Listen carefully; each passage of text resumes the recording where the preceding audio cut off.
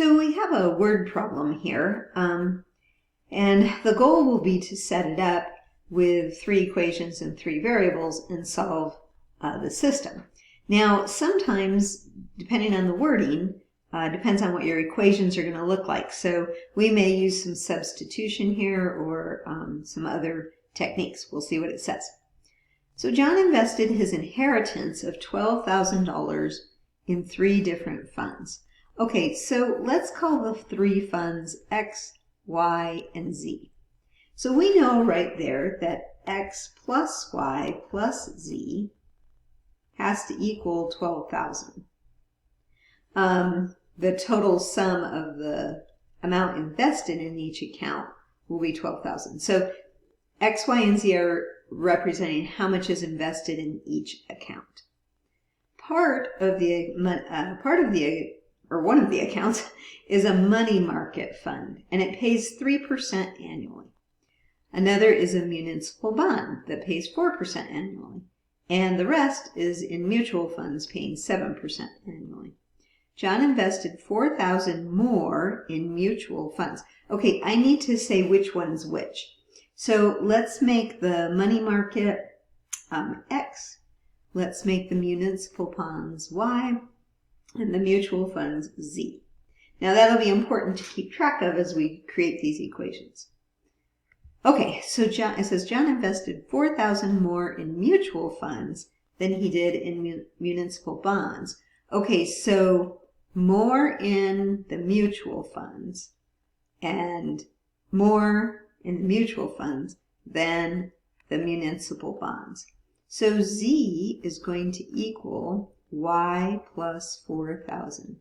Now, hopefully you noticed in the video how much I really had to stop and think about that. So he invested 4,000 more in mutual funds. Mutual funds, that's the bigger one, Z. So if I want them to be equal, I have to add the 4,000 to the municipal bonds.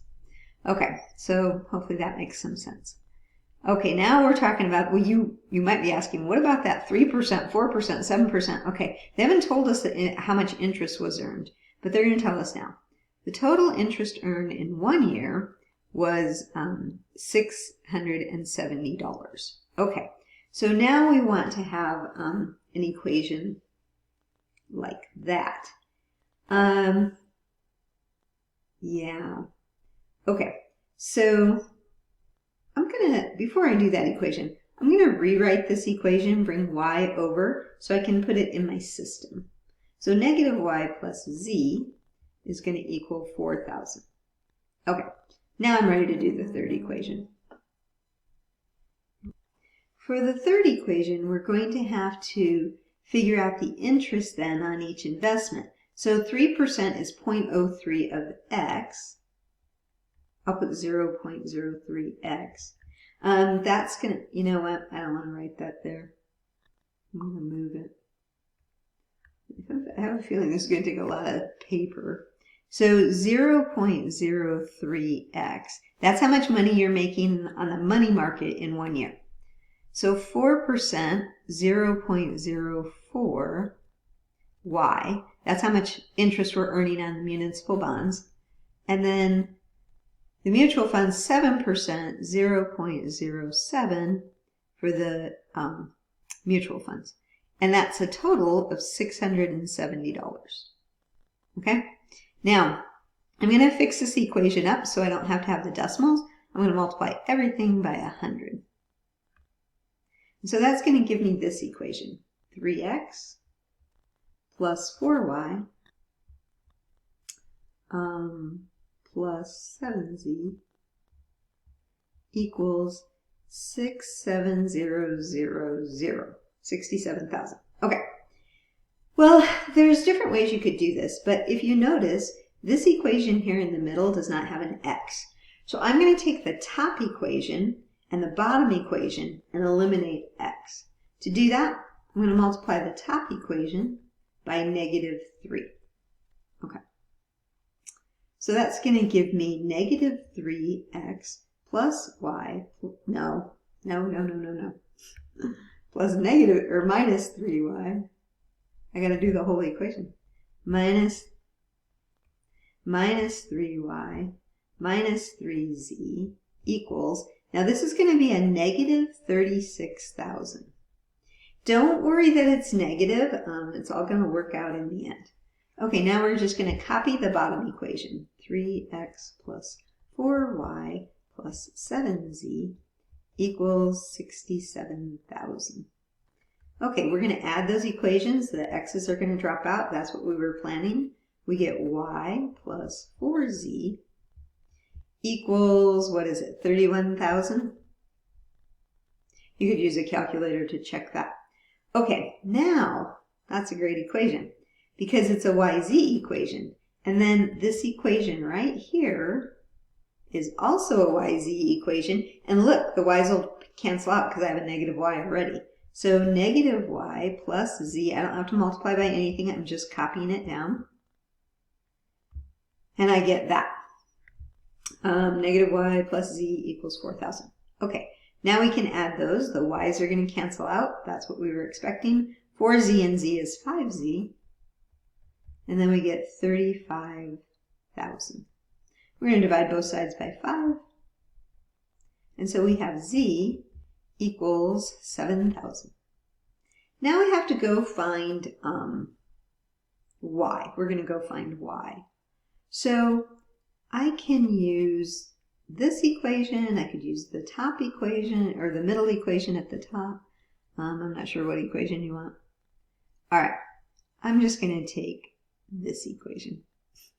And I'm going to put in the 7,000 for z. So I have y plus 4 times 7,000 equals 31,000.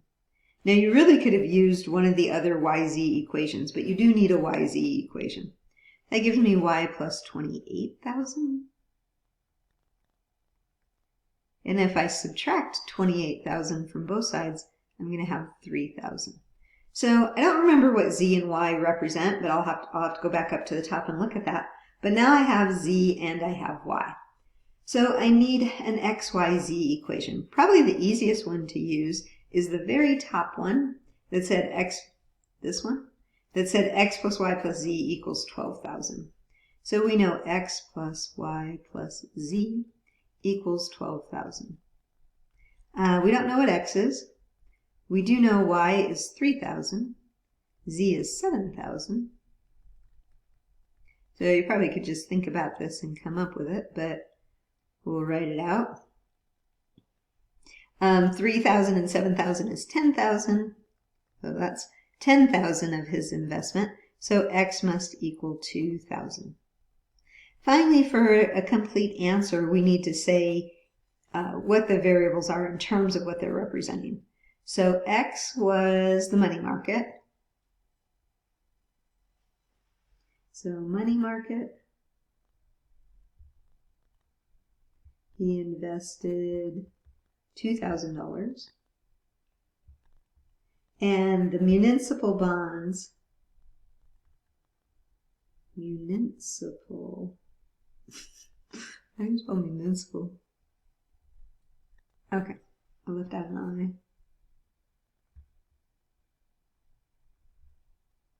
That was my y. And what was the y? 3,000. And then in the money, the mutual funds, he invested 7,000. He makes the most interest on those. Okay, so that's an example of a problem where, a word problem where we're able to use these techniques to solve the system of equations and find those three variables. Okay.